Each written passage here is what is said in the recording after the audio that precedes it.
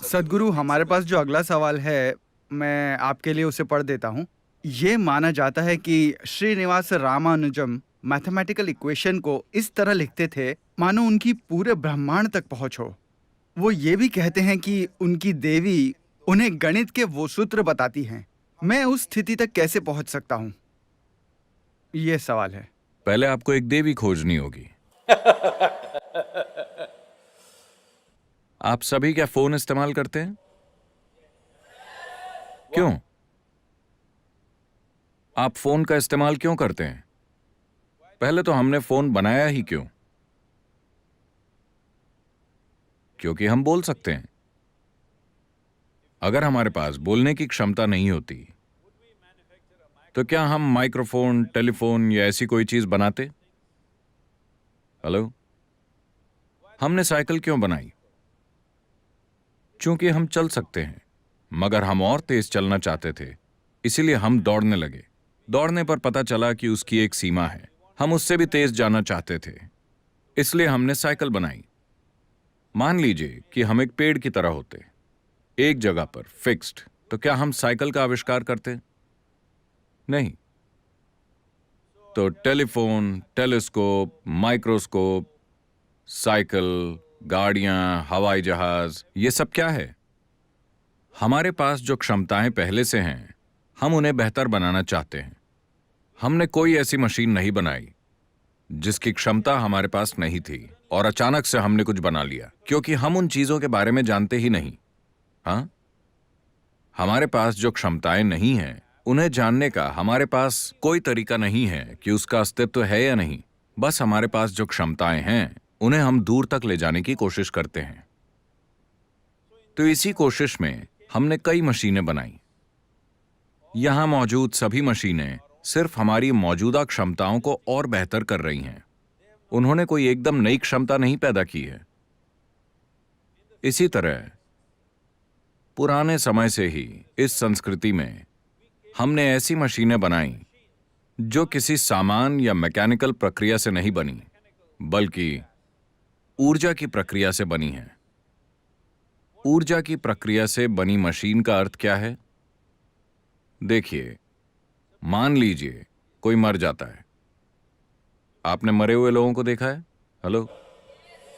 कहां देखा? मैंने कभी नहीं देखा। आपने मरे हुए लोग देखे या लाश देखी? हां।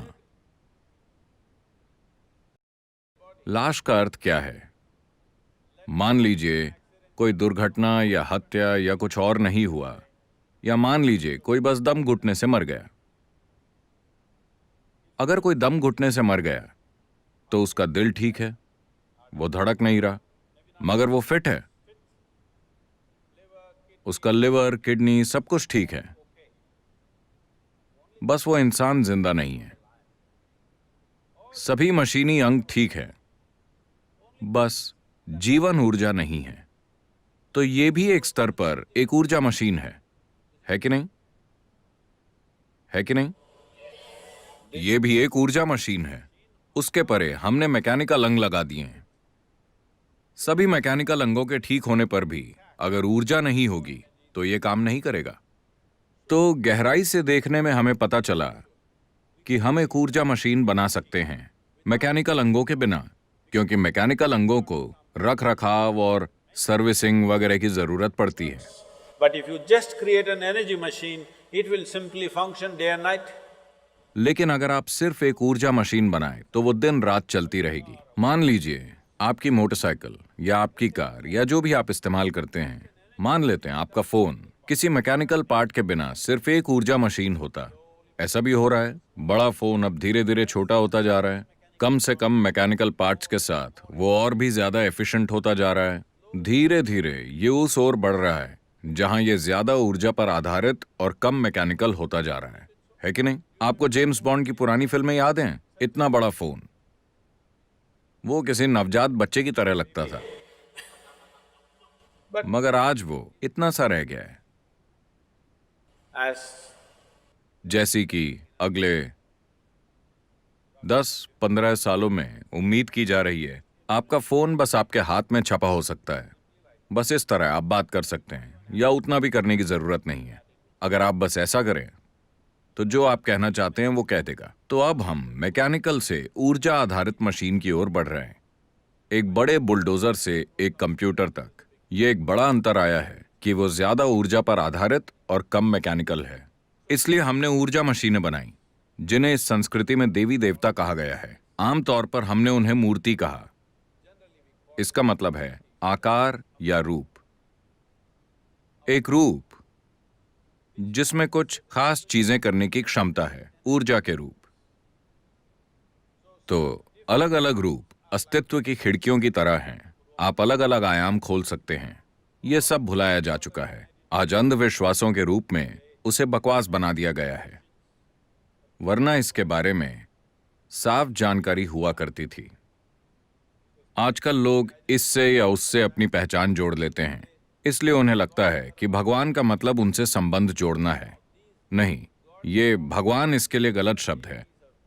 ये देवी देवता या मूर्तियां हैं। इन्हें एक खास मकसद से बनाया गया था।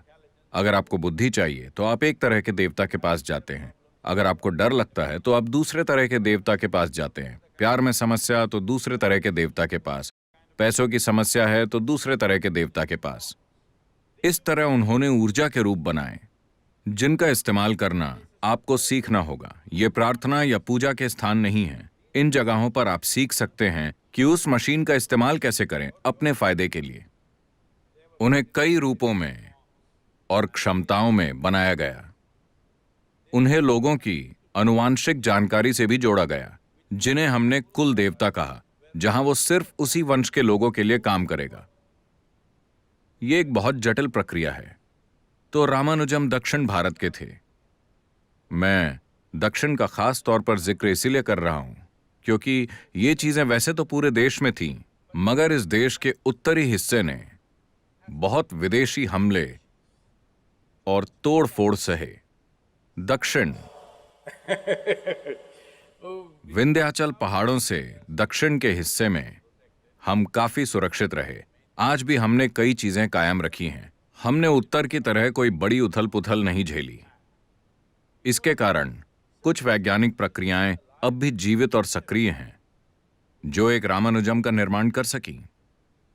रामानुजम ने ब्लैक होल्स के बारे में बात की लगभग 100 या 100 से भी अधिक साल पहले, जब ब्लैक होल का कोई कॉन्सेप्ट ही नहीं था। उन्होंने उस समय ब्लैक होल के लिए गणित बनाया जब ब्लैक होल का कॉन्सेप्ट ही नहीं था। विज्ञान हमेशा इस तरह आगे बढ़ता है, पहले कॉन्सेप्ट, फिर थ्योरी और फिर गणित।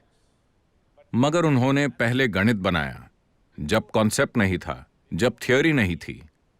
जब उनसे पूछा गया, वो मृत्युशैया पर थे और गणित मानो उनसे बहकर निकल रहा था। गणित की कई नोटबुक्स बस यूं ही बह रहा था। लोगों ने पूछा, ये कहां से आ रहा है, ये क्या है? वो बोले, मेरी देवी के शरीर से गणित बहता है।